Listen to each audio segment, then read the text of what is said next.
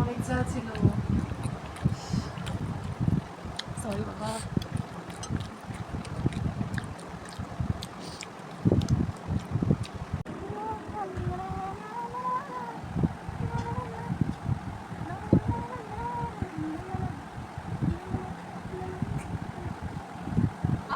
মামা আসসালামু আলাইকুম। এখন রাত বাজে 3টা আর আম্মু আমাকে ঘুম থেকে তুলে নিয়েছে। তার কারণ হচ্ছে রাতের বেলা না খেয়েই আমি ঘুমিয়ে পড়েছিলাম। যেহেতু পরীক্ষার মধ্যে অনেক লম্বা একটা ছুটি, তাই বেশিরভাগ সময় ঘুমিয়েও কাটাচ্ছি। আর যেহেতু আমি ঘুমিয়ে গেছিলাম, তাই আম্মু জোর করে ঘুম থেকে তুলে আমাকে খাওয়াচ্ছে। তো আমি বললাম যে আম্মু আমি ফ্রাইড রাইস খাবো, নাইলে খাবো না। তো আমি ভাবলাম যে আম্মু হয়তো বা রাগ করে আম্মু আবার ঘুমিয়ে যাবে বা আমাকে ঘুমাতে দিবে। পরে দেখি না, আম্মু সত্যি সত্যি ফ্রাইড রাইস করে আমাকে ঘুম থেকে আবার ডেকে তুলেছে। আর সাথে হচ্ছে চিকেন নিয়েছিলাম, চিকেন কারি। একটু স্পাইসি ছিল আর হচ্ছে অনেক টেস্টি ছিল। আর আম্মুর হাতের ফ্রাইড রাইস অনেক বেশি টেস্টি হয়। আর এছাড়া ফ্রাইড রাইসের সাথে আম্মু মাঝে মধ্যে একটা সালাদ করে, পেঁয়াজ শসা দিয়ে লেবু দিয়ে, এত বেশি টেস্টি হয়। ওটা যদি থাকে তাহলে আর কোনো তরকারি বা কিছুই লাগে না, এত বেশি টেস্টি হয়। কিন্তু আমি আর আম্মুকে বলিনি, কারণ নর্মালি আম্মু রাত 3টার সময় আমাকে খাওয়াবে বলে ফ্রাইড রাইস করেছে। তারপর হচ্ছে চিকেন কারি তো আগেই ছিল, তাই আমি আর বলিনি যে আমি খেয়ে নিয়েছি। আর খেতে অনেক বেশি টেস্টি লাগছিল, তাই আমি আর কিছু বলিনি। আর আম্মুর ওই সালাদটা কিন্তু আসলে অনেক টেস্টি হয়। মাঝে মাঝে শসা পেঁয়াজ আর হচ্ছে লেবু দিয়ে করে, আবার মাঝে মাঝে ওটার মধ্যে টক দই আর হচ্ছে মাংসও অ্যাড করে, সেটা আরও বেশি টেস্টি লাগে। অ্যান্ড ওটা খালি খালি খেতে অনেক বেশি টেস্টি লাগে।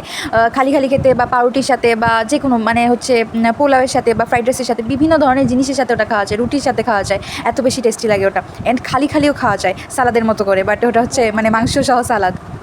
আম্মু মধ্যে মধ্যে এসে আমাকে জিজ্ঞেস করছিল যে অনেক ঘুম পেয়েছিল নাকি বা খাবার কেমন হয়েছে, টেস্টি হয়েছে। আম্মুর কথাবার্তা শুনে আব্বু ঘুম থেকে উঠে গেছে। তারপর আব্বু এসে জিজ্ঞেস করছিল, তো আব্বু বলছিল যে হচ্ছে মানে ফ্রাইড রাইস খালি খালি অনেক বেশি টেস্টি হয়েছে, কিন্তু আমার কাছে দুইভাবেই টেস্টি লাগছে। ফার্স্টে হচ্ছে হালকা আমি নিজে নিজে হচ্ছে ফ্রাইড রাইস খেয়েছি, তারপর হচ্ছে ঝোল দিয়ে খেয়েছি, 2 রকমের টেস্টি পেয়েছি। অ্যান্ড মাংস দিয়েও খেয়েছি, অনেক বেশি টেস্ট লাগছিল। আর ঘুম থেকে উঠলে না বেশি কথা বলতে ইচ্ছা করে না, তাই তখন ভয়েস না দিয়ে এখন ভয়েস দিই।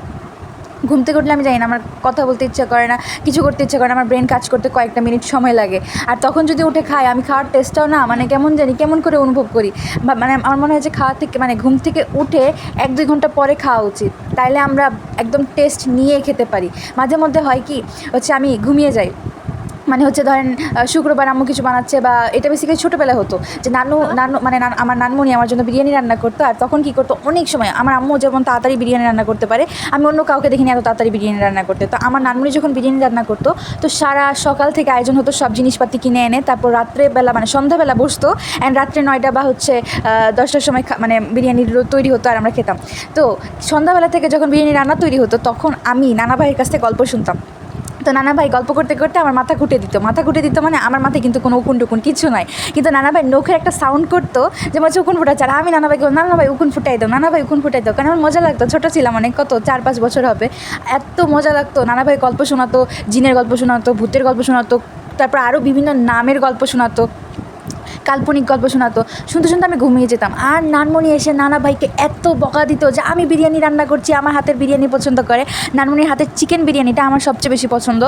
আমার আম্মুর হাতের যে বিরিয়ানি পছন্দ আর নানমণির হাতের চিকেন বিরিয়ানি পছন্দ। কারণ আমি জানি না, নানমণির হাতের মনে হয় ফার্মের মুরগি দিয়ে বানায়, ওটার জন্য আমার ভালো লাগে। আর হচ্ছে আমাদের বাসায় ফার্মের মুরগি আনে না, কারণ আমার বাবা ফার্মের মানে ওটার পরে গন্ধ লাগে। তো আমি জানি না, আমার ওই ফার্মের মুরগির বিরিয়ানি বা আমার নানুর হাতের বিরিয়ানি যেটা, ওটাই আমার ভালো লাগে।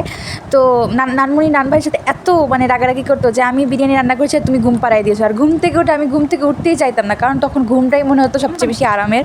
তো ঘুম থেকে উঠে যখন আমাকে তোলা হতো ঘুম থেকে, তখন আমি বলতাম না আমি খাবো না, এটা না। যে তখন যখন খেতে বসতাম তখন এত স্বাদ, ভাই ঘুম থেকে উঠেছে, ঘুম ভেঙে যাচ্ছে, আস্তে আস্তে ঘুম ভাঙছে, আর বিরিয়ানির ফ্লেভারটা আরও বাড়ছে। আর এরকম অনেক মজা হতো। আর এই ভিডিওটা যদি ভালো লেগে থাকে তাহলে অবশ্যই গঠনমূলক কমেন্ট করবেন, লাইক করবেন, শেয়ার করবেন।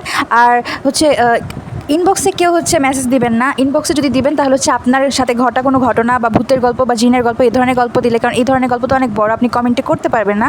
আর গঠনমূলক কমেন্ট অবশ্যই কমেন্টে করবেন। ইনবক্সে এমনি নক দেওয়ার কোনো চেষ্টা করবেন না বা দরকারও নাই, কারণ রিপ্লাই পাবেন না। আর হচ্ছে যদি আপনার সাথে ঘটা কোনো ঘটনা আপনি শেয়ার করতে চান যে আমি বলে শোনাই, তাহলে আপনি সেটা ইনবক্সে শেয়ার করতে পারেন এবং সেটা রিপ্লাইও দেওয়া হবে। আসসালামু আলাইকুম।